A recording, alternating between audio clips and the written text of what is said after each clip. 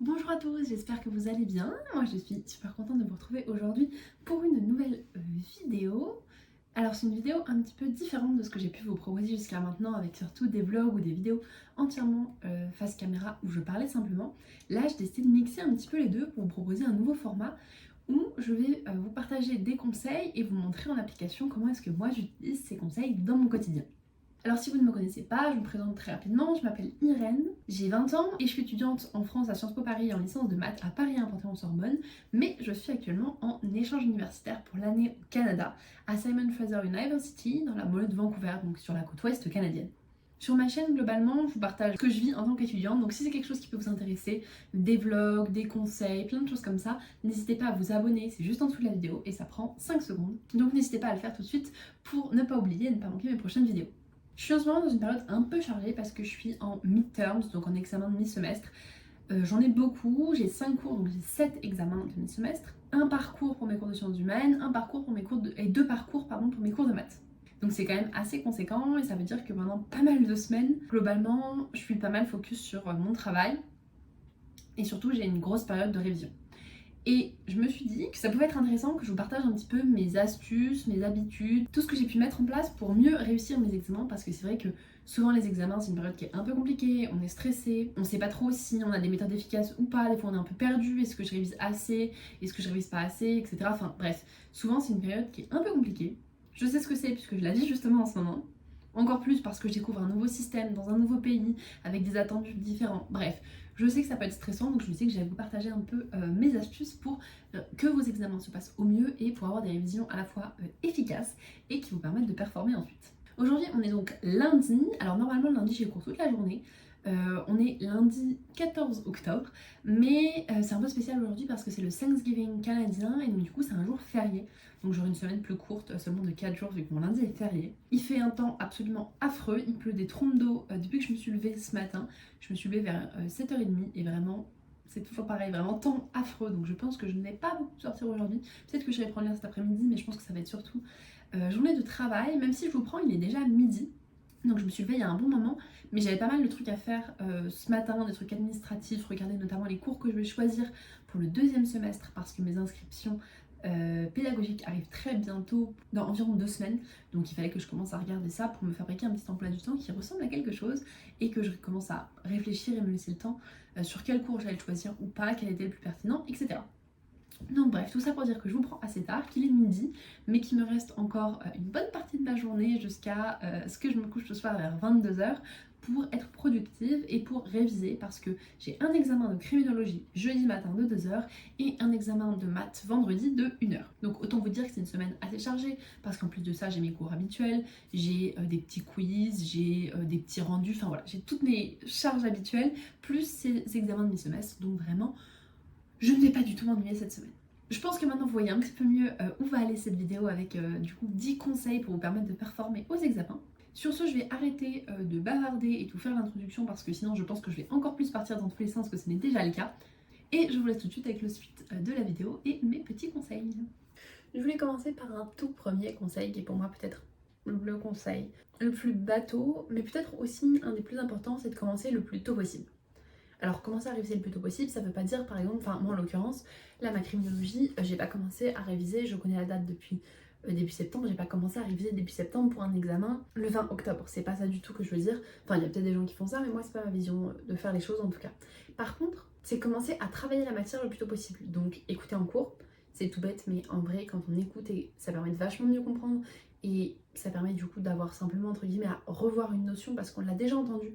Alors que sinon, si on travaille juste au moment de l'examen, bah on découvre tout en fait, donc ça fait une pile de travail énorme de juste tout découvrir au moment de l'examen, alors que si on doit juste revoir, c'est beaucoup plus facile. Et aussi, moi je sais que je fonctionne beaucoup par fiches, et donc c'est de faire les fiches au fur et à mesure. C'est-à-dire que par exemple, le week-end, vous prenez 2 heures pour faire les fiches de tous les cours que vous avez vus dans la semaine. Ou si jamais c'est pas assez, vous pouvez faire par exemple 2 heures le mercredi, 2 heures le samedi. Voilà, ça vous permet comme ça de faire toutes vos fiches et ça vous permet en répartissant votre travail en fait d'arriver à l'examen en vous disant ok en fait j'ai plus qu'à revoir les notions mais j'ai déjà tout appris et je me retrouve pas avec une pile de travail énorme à tout faire et en même temps ça vous évite aussi de vous dire ok il faut que je commence à réviser un mois à l'avance parce que j'ai trop de trucs à faire. Non, comme vous avez fait au fur et à mesure et que vous avez commencé très tôt, en fait, vous avez commencé tout de suite à travailler, à vous mettre dans la matière, bah en fait, au final, vous arrivez à l'examen bien préparé. Et pareil, évitez de s'y mettre la veille, s'y mettre une semaine avant. Enfin, moi en tout cas, j'essaie souvent de mettre une semaine avant. Là, par exemple, je commence, du coup, j'ai commencé ce week-end samedi pour un examen jeudi et vendredi. J'avais déjà fait mes fiches, etc. Mais les dernières révisions, ça me permet d'avoir tout très frais dans la tête, d'avoir des connaissances qui soient suffisamment solides et en même temps d'avoir le temps de pratiquer un peu sans pour autant que ça soit une charge mentale énorme. Parce que comme je suis en période d'examen de mi-semestre, j'en ai plein qui s'enchaînent. La semaine dernière, j'avais un examen de maths, là j'ai un examen de maths, un examen de criminologie. La semaine d'après, j'ai un examen de stats, la semaine d'après, un examen de business. En gros, si je révise tout un mois à l'avance, je vais juste être débordée parce que je vais avoir trop de choses en même temps et je vais perdre en efficacité. Là, ça me permet vraiment aussi de prioriser. Je commence le plus tôt possible à travailler, mais quand même pas trop tôt à réviser. Et ça me permet comme ça de gérer aussi un petit peu mon niveau d'anxiété, mon niveau d'occupation de l'esprit et ma quantité de travail, ma charge de travail de manière plus linéaire. Bon, par contre, est-ce qu'on en parle de cette météo? Sérieux? C'est-à-dire qu'on... Enfin, je vois même plus les arbres qui sont juste de l'autre côté de la route là-bas. Franchement, je m'étais dit quoi? J'allais peut-être aller me promener et tout. Bah, je suis pas sûre. On verra. En vrai, j'aimerais bien parce que je sais que ça me ferait du bien de sortir et même dans des révisions. C'est pas vraiment dans la liste des conseils que j'ai prévu de vous donner, mais petits conseils bonus, c'est de prendre l'air le plus possible, aller vous promener, aller marcher, faire du sport, bouger. Vous pouvez le faire en intérieur, mais c'est même encore mieux si vous allez aussi un peu dehors, juste prendre l'air et tout ça. Mais c'est vrai que là, quand je vois la météo, il pleut des trompes d'eau, il y a du brouillard, et vraiment, enfin, vous vous rendez pas compte, mais il y a un vent. Si vous voyez peut-être peut-être le sapin là qui bouge un peu, il y a vraiment beaucoup de vent, et il pleut vraiment des trompes d'eau, quoi. Donc bon, je sais pas si j'ai à me promener. J'espère que ça va arrêter de pleuvoir un peu ou comment ça va diminuer dans l'après-midi pour que je puisse aller me balader. On croise les doigts.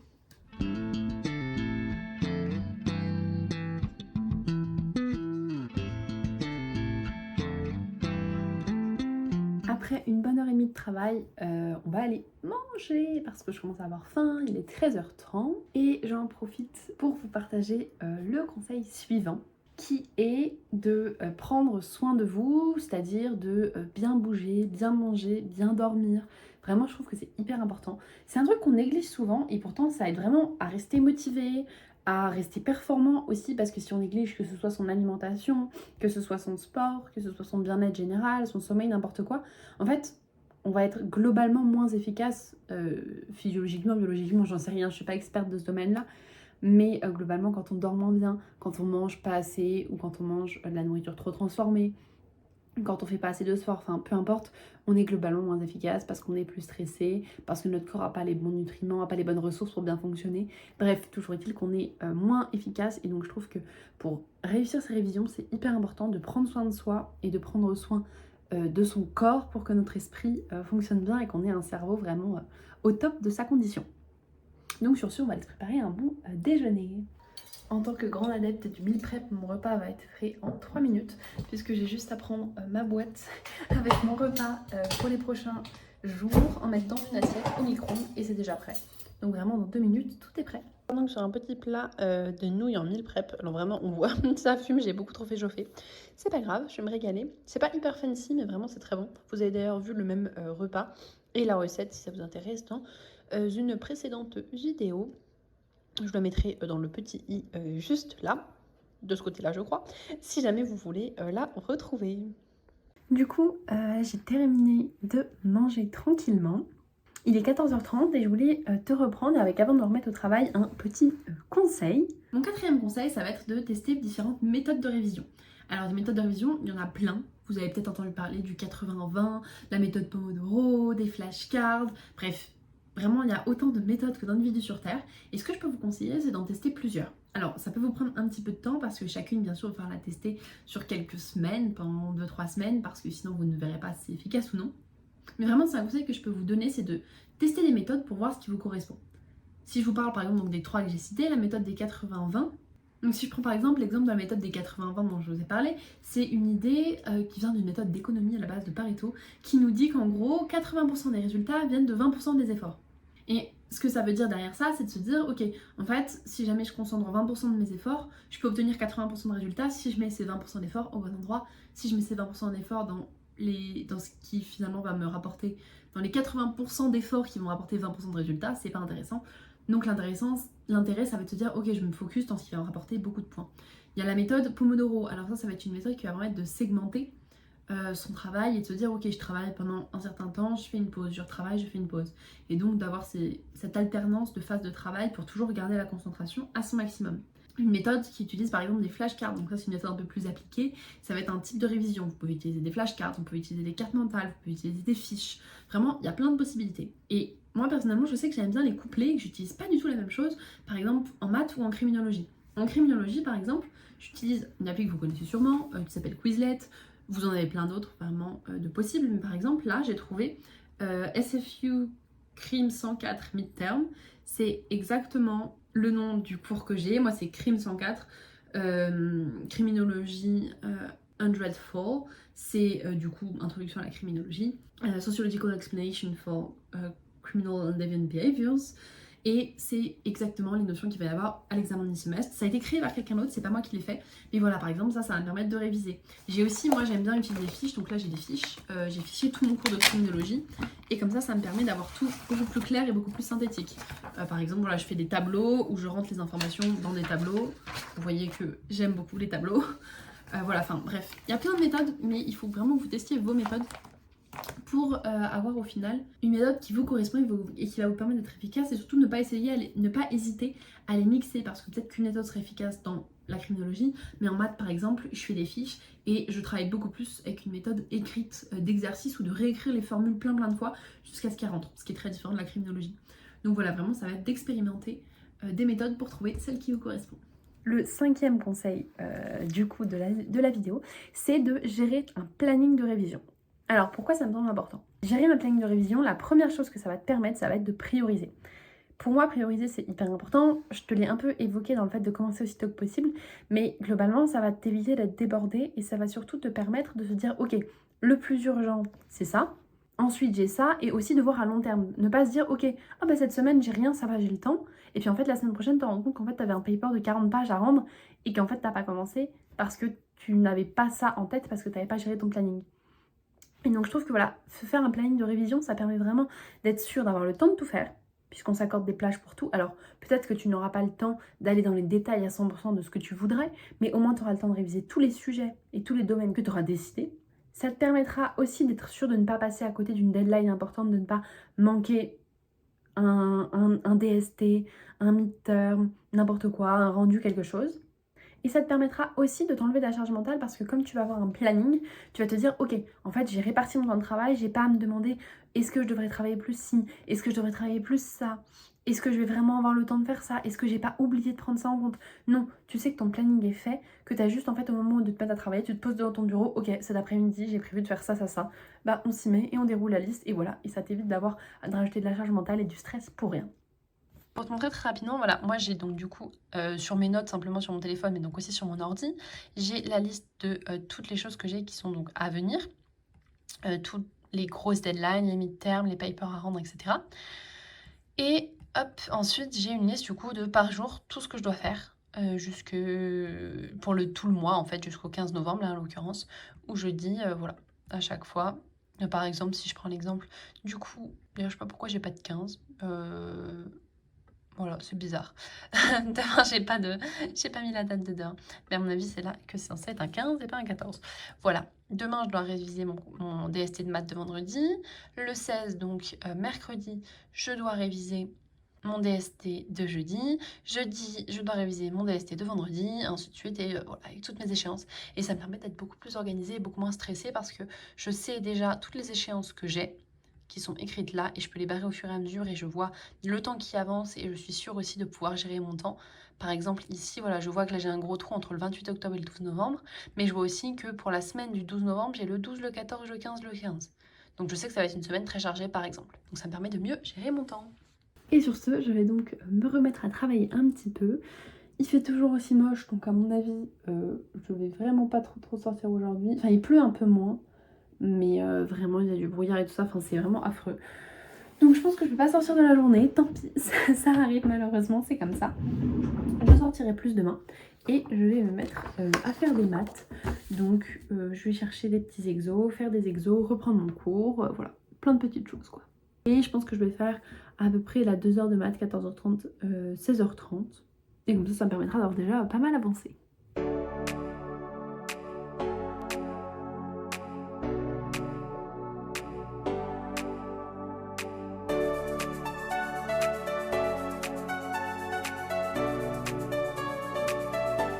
Je vous reprends un petit peu plus tard, là il est 17h, j'ai pas mal bossé, j'ai fait surtout des maths, je suis assez contente parce que j'ai quand même bien avancé là sur mes révisions. Je me fais une petite pause goûter et je voulais en profiter pour vous parler de quelques autres conseils. Hop, je me suis préparé donc un petit thé et je me suis fait du coup ce midi un petit cake au citron et à l'orange. Écoutez, je vais le découper pour voir ce qu'il vaut. Je ne l'ai pas encore coupé donc je ne sais pas. On va voir ça ensemble. En tout cas, je trouve que visuellement, il a plutôt une bonne tête. Donc on va voir ce qu'il peut donner. C'est peut-être pas le plus joli morceau pour vous montrer, mais donc c'est un cake. Voilà, il a cette tête-là. Oula, on perd des petits beaux passages. Il est pas mal. Et en dessous, en fait, j'ai mis, hop, on le voit mieux là, j'ai mis des oranges qu'on cuit par en dessous, qu'on un peu confit. Écoutez, on va couper, on va déjà recouper ça en deux pour avoir 2 tranches et on va goûter ça et je vais vous dire ce que j'en pense. C'est vraiment très bon. Ça fait un goûter vraiment hyper réconfortant. Me dis avec mon petit thé, ça va être absolument parfait. J'avais pas pensé à vous allumer la lumière, ça fait quand même une luminosité un peu mieux. Je voulais donc vous parler de 2 conseils suivants. Je vais faire 2 d'un coup pendant que je profite de mon petit goûter. Le premier conseil, ça va être un conseil que j'ai et que j'utilise moi depuis la classe de la 6e. Donc c'est pour vous dire que ça remonte à il y a pas mal d'années. J'avais 11 ans, j'en ai 20 aujourd'hui. Donc autant vous dire que c'était il y a 9 ans, donc vraiment ça fait pas mal de temps et c'est un conseil je trouve qui est hyper important et dont on ne parle pas assez quand on parle de révision. C'est de savoir quel est votre type de mémoire. Nos cerveaux fonctionnent tous différemment, mais ils ont souvent des traits en commun. Il y a un certain nombre de personnes qui vont mieux retenir si elles écrivent leurs cours, un certain nombre si elles font une carte mentale, un certain nombre si elles écoutent un enregistrement, si elles regardent une vidéo, si elles font les 100 pas en récitant leurs cours, j'en sais rien. Il y a plein de différents types de mémoire, mais c'est vraiment hyper important de connaître son type de mémoire. Moi je sais que je suis mémoire kinesthésiste, je crois. Je vous mettrai le mot ici. J'ai un petit doute, mais je crois que c'est sur le kinesthésiste, je sais plus exactement comment on dit, bref. Toujours est-il que ça veut dire que j'ai une mémoire du toucher, de la sensation, de l'émotion. Donc en fait, je sais que ce qui fonctionne par exemple extrêmement bien pour moi pour apprendre, ça va être d'écrire. Parce que si jamais j'écris, le fait d'être active et d'avoir un geste en même temps que j'apprends, je vais mieux le retenir. Pareil, si je fais les 100 pas en récitant ma leçon, je vais vachement mieux retenir. Et ce qui marche surtout le mieux pour moi, ça va être si on m'interroge sur quelque chose que je ne sais pas et que je ne sais pas répondre, lié à l'émotion du fait de ne pas savoir répondre. Alors une forme de stress, de déception, de culpabilité, enfin de tout ça mélangé, une émotion plutôt négative en fait, et ben ça va vachement me challenger et ça va faire que je retiens mais 1000 fois mieux. Parce qu'en fait, ma mémoire fonctionne sur le principe du j'associe une émotion, une sensation à ce que je fais. Et très clairement, ça fait gagner un temps fou de savoir comment on fonctionne. Par exemple, je sais que pour moi, les flashcards, ça va bien marcher, mais je sais que les quiz, ça va marcher vachement mieux parce que c'est beaucoup plus interactif, ça va me challenger beaucoup plus. À l'inverse, une carte mentale, sur moi, ça marche pas du tout. Donc vraiment, c'est un truc que je vous recommande, c'est de... Et alors vous allez sur internet, il y a des dizaines de tests, c'est certain, pour apprendre quelle est votre mémoire en fonction de vos habitudes, de tout un tas de questions sur votre vie quotidienne, et ça va vraiment vous changer la vie. Je termine une deuxième part de gâteau, et je vous reprends pour le 6e conseil. Maintenant que j'ai fini mon petit goûter, je vous reprends pour le dernier conseil maintenant, et puis je vous reprendrai ensuite plus tard pour continuer mes petits conseils. Et donc mon conseil, ça va être d'avoir un bon agenda. Alors moi, pour être honnête, j'ai mis vraiment super longtemps avant de trouver un agenda qui me convenait. En fait, je trouvais rien qui soit vraiment adapté à ce que je cherchais. C'était soit trop journalier, soit trop mensuel, soit... Enfin, je trouvais rien qui me convenait vraiment. Et je suis tombée sur un agenda ici, mais alors incroyable, vraiment, il me correspond à 200%. C'est un peu un agenda sur le mode des cahiers de texte qu'on avait quand on était petit, je sais pas si vous vous rappelez, avec des petits trucs sur le côté. Bref, voilà, vraiment je suis trop contente de cet agenda-là. J'utilise surtout parce que, voilà, il y a un planeur au début de chaque mois mensuel. Du coup, bah là c'est le mois d'octobre par exemple, donc on voit tout ce qui est rayé. Au début, c'est tout ce que j'ai déjà fait, et puis toutes les tâches qui arrivent ensuite qui ne sont pas rayées. Et après, le planeur mensuel, vous avez un planeur semainier, donc avec toutes les semaines. Ici j'ai la liste des choses que je dois faire cette semaine. Ou non d'ailleurs c'était la semaine dernière, c'est pas du tout cette semaine. Bref, vous avez pour tous les jours un assez grand espace où vous pouvez écrire, planifier votre journée. Alors là la semaine dernière j'avais planifié seulement sur ma semaine, mais par exemple, hop, si je vous prends, voilà, ici par exemple, là j'avais indiqué les choses que j'avais sur cette semaine, voilà, hop. Là pareil, j'avais même noté des petites choses sur mes émotions de début de semaine, enfin voilà, vraiment c'était super cool et je trouve cet agenda génial pour ça, parce qu'en fait, il permet vraiment d'avoir une vue à la fois sur le long terme, avec du coup le planning mensuel, du coup j'ai tous les mois, hein, j'ai le mois de novembre, j'ai le mois de décembre de rempli, et ça me permet vraiment du coup d'avoir une vue sur le long terme, et en même temps d'avoir aussi une vue sur du très court terme avec un semainier. Je peux noter aussi bien des rendez-vous de la semaine, rendez-vous chez le coiffeur, chez le médecin, appel avec un tel, resto avec bidule, et en même temps noter mes deadlines qui arrivent dans un mois, 2 mois, 6 mois, puisque si jamais je vais bien plus tard, en avril par exemple, j'ai déjà une deadline sur mon mois d'avril, où je sais que voilà, j'ai un rendu pour Sciences Po en avril. Donc voilà, vraiment c'est trop pratique. Et je sais que là très bientôt je vais compléter aussi mon mois de janvier, parce que ça va être les deadlines de rendu des masters. Je vous ferai sans doute une vidéo à ce sujet d'ailleurs, parce que les masters c'est quelque chose d'assez conséquent quand même, le choix du master. Si ça vous intéresse d'ailleurs, n'hésitez pas à me le dire en commentaire. Mais voilà, toujours est-il que ça me permet vraiment de m'organiser, et je trouve que c'est un outil. Quand on a trouvé celui qui nous correspond, moi ça me correspond, peut-être que vous ça vous correspondra pas du tout. Mais moi en tout cas ça me correspond très très bien. Voilà pour ces 2 petits conseils, 5e et 6e conseil.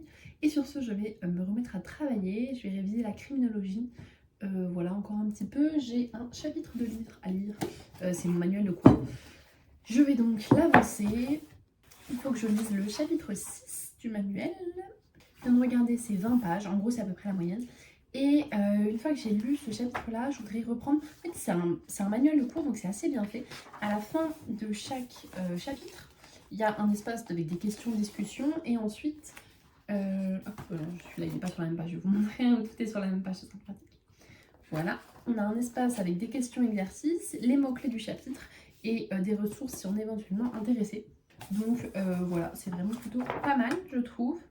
Et du coup, là, je vais lire mon chapitre 6, mais je voudrais bien commencer à parcourir la liste des termes que je dois connaître pour le DST, et surtout commencer à lire ce chapitre. Donc, on est parti!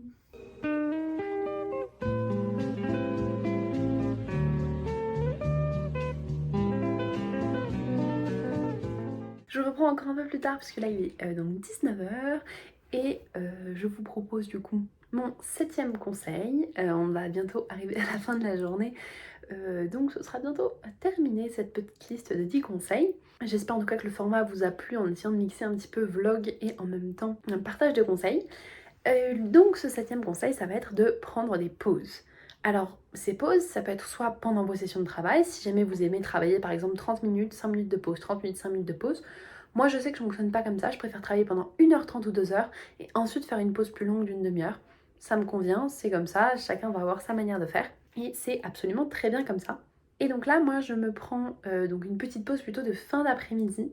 J'ai eu ma pause goûter à 17h, et donc là, à 19h, ma pause de fin de journée. Et c'est vrai qu'en fait, des fois, on se dit non, mais je vais pas faire une pause, parce que si je fais une pause, je suis pas en train de travailler, je perds du temps. Mais en fait, on perd pas du temps. En fait, on se fait du bien à soi, on se prend du temps pour aussi réinitialiser son cerveau qui n'est pas capable d'être concentré pendant 5 heures d'affilée, c'est impossible.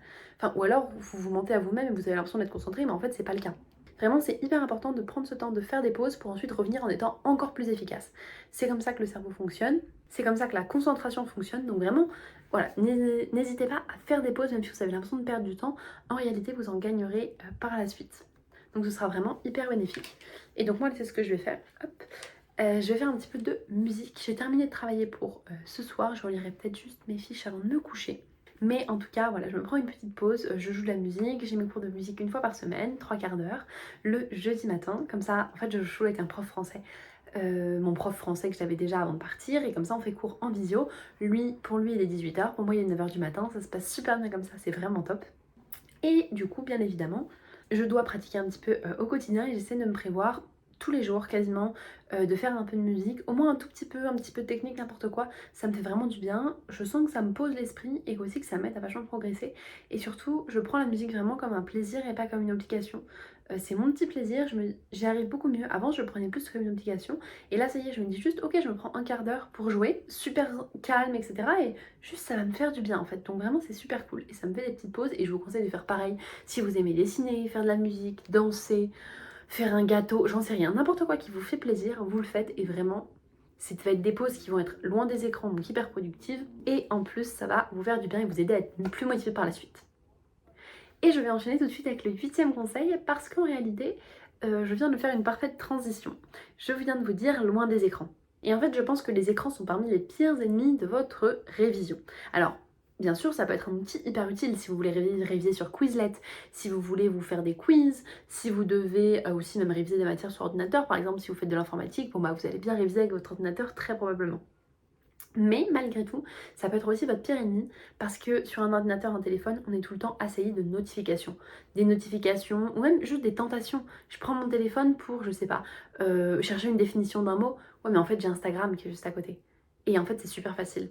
Donc moi, je sais que pour moi, c'est terrible. Si je prends mon téléphone pour regarder une définition, pour aller sur un site, pour mettre une alarme, n'importe quoi, je sais très bien que je vais me laisser tenter et qu'en fait, même sans m'en rendre compte, je vais aller checker mes mails aussi, je vais aller répondre à un message que j'ai reçu, enfin, et en fait, c'est un engrenage. Donc vraiment, mon 8e conseil, ça va être de ça, de vous détacher absolument des écrans et même de toutes les incitations extérieures, on va dire, de toutes les distractions en fait. Tout ce qui peut vous distraire et faire en sorte que vous passiez d'un état de concentration sur votre sujet à juste complètement autre chose sans raison, il va falloir essayer de le limiter et mettre votre téléphone par exemple juste dans un autre endroit. Par exemple, je sais pas, je suis à mon bureau, bah, moi en filmant en fait c'est vachement bien pour ça parce que comme je filme, je peux pas être sur mon téléphone en même temps sinon vous voyez pas de vidéo parce que je filme qu'avec mon téléphone.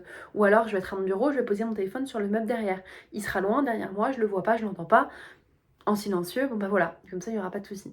Vraiment je vous conseille, même si c'est dur, à 100 000 fois de faire ça parce que c'est vrai que même si des fois c'est un outil utile, vous voulez une définition, ok vous notez sur un papier, cherchez la définition de ça, à la fin. Je termine ce que j'ai fait et ensuite je cherche mes définitions et puis là je peux prendre mon tel pour aller scroller sur Instagram ou n'importe quoi. Même si en vrai il vaut mieux éviter d'y passer du temps, on y passe tous un temps fou, je le sais, moi la première. Et en fait c'est ok.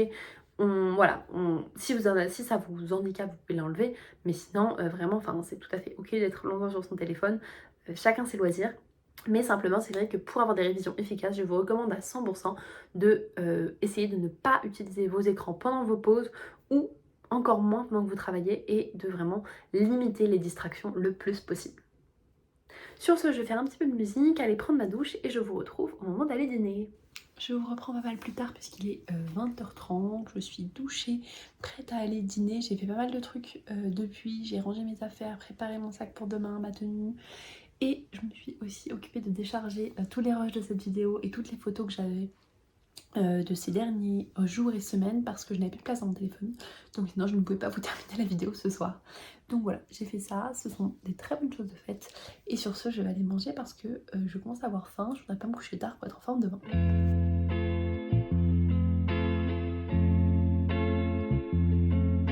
Je vous reprends là, il est 21h, je viens de terminer du coup de me préparer, me brosser les dents, faire ma toilette, dîner, tout ça.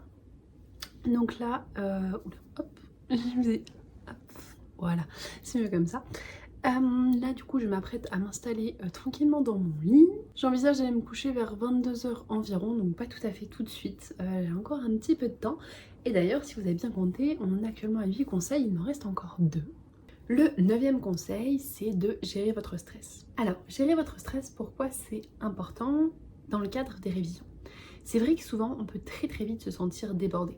Débordé par les révisions, par se dire est-ce que je vais y arriver, est-ce que je vais réussir ou pas, est-ce que je vais performer, est-ce que je révise comme il faut, comment ça va se passer. Vraiment, autant en fait c'est beaucoup de questionnements et d'inconnus, puisque le principe d'un examen c'est qu'on y va en ayant appris, mais en fait on ne sait pas vraiment si on va réussir ou pas. Même si on a fait de son mieux, il y a toujours une part d'inconnu, mais cette inconnue peut être très stressante, surtout quand il y a de l'enjeu derrière, à savoir valider une matière, un diplôme, etc.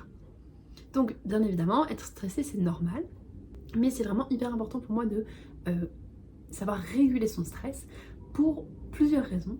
Et la première, c'est parce que le stress trop important. À petite dose, le stress ça peut être super parce que ça peut être challengeant, ça peut être boostant, ça peut être une forme de motivation aussi d'avoir ce petit stress du oh, je vais aller chercher plus loin, je vais essayer de me challenger, mais ça peut aussi au contraire faire perdre ses moyens, démotiver, empêcher de dormir, prendre tout l'esprit, empêcher de se concentrer, enfin ça peut avoir énormément d'effets délétères.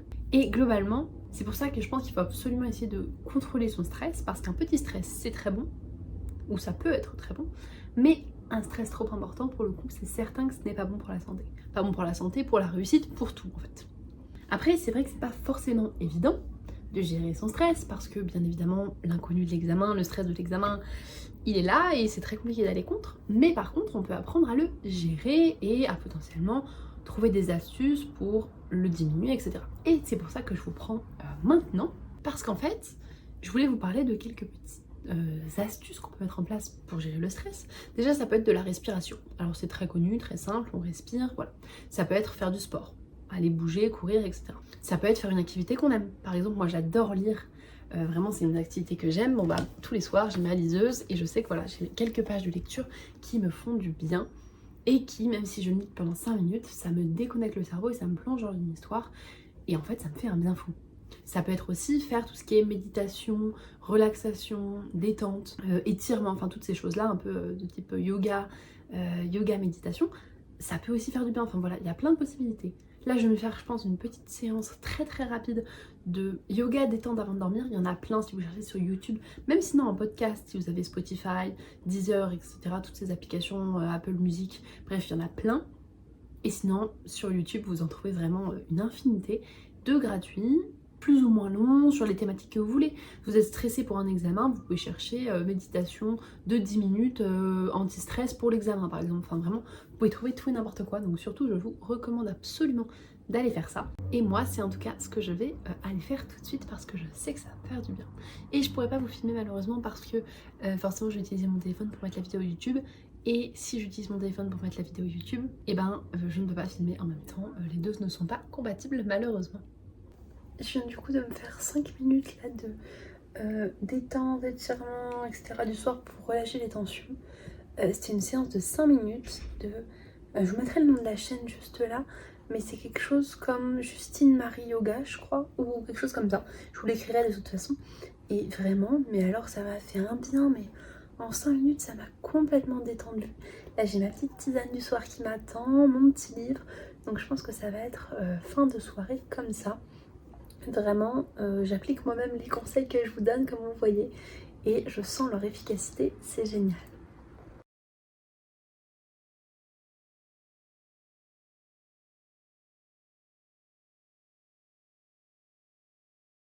Il est quasiment 22h et je vous prends enfin pour le dernier conseil de cette vidéo qui est bien sûr très approprié au moment où je vous prends, à savoir se coucher tôt. Je sais que c'est pas forcément évident, qu'après une journée de révision, on a envie de rester à scroller sur les réseaux, on a envie, je sais pas, de passer du temps avec les gens qu'on aime, on a envie de faire nos loisirs, on a envie de jouer aux jeux vidéo, on a envie de faire tout et n'importe quoi sauf d'aller se coucher. Mais en fait non, parce que si on va se coucher tôt, on se lèvera plus tôt le lendemain, on sera plus efficace, on aura même plus de motivation. Moi j'ai vu que vraiment, si je me fais une nuit de 9 ou 10 heures, mais au niveau de ma motivation, ça change absolument tout. C'est vraiment impressionnant. Un jour je vais être pas motivée, pas avoir envie, et en fait je vais juste bien dormir et le lendemain je vais avoir beaucoup plus de motivation, même lire des manuels de cours qui normalement est un truc qui me casse les pieds. En fait ça va être beaucoup plus facile.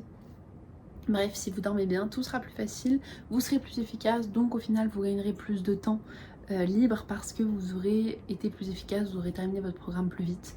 Donc même si c'est très dur, et même si je sais que c'est un conseil très bateau, en vrai ça peut que vous aider et vous être utile. Donc vraiment je vous recommande à 100% d'essayer de vous coucher tôt et de dormir. Moi je sais qu'on dit 8 heures de sommeil, alors pour moi c'est pas du tout assez. Pour moi le minimum c'est 8h30, l'idéal c'est 9h, 9h30 de sommeil. Donc c'est ce que je vais essayer d'avoir ce soir. Je me couche vers 10h et comme ça demain matin je me réveille naturellement avec la lumière du jour aux alentours de 7h et ça me fera une nuit de 9h et même peut-être un peu plus selon l'heure à laquelle je me réveille et ce sera parfait pour aller en cours. Sur ce, je vais donc conclure cette vidéo, j'espère qu'elle vous a plu. Moi j'ai été super contente de la tourner et de tourner ce format un peu particulier. Si c'est le cas, n'hésitez pas à me la liker, comme ça je saurai que ce format un petit peu différent d'habitude vous plaît. N'hésitez pas aussi à laisser un commentaire. Si vous avez d'autres conseils, c'est pareil, vraiment, je pense que tout le monde est preneur, moi la première de vos conseils, donc n'hésitez pas à les partager juste en dessous de la vidéo. Et sur ce, je vous souhaite une bonne journée, soirée, nuit, peu importe. Et je vous dis à samedi prochain pour une nouvelle vidéo.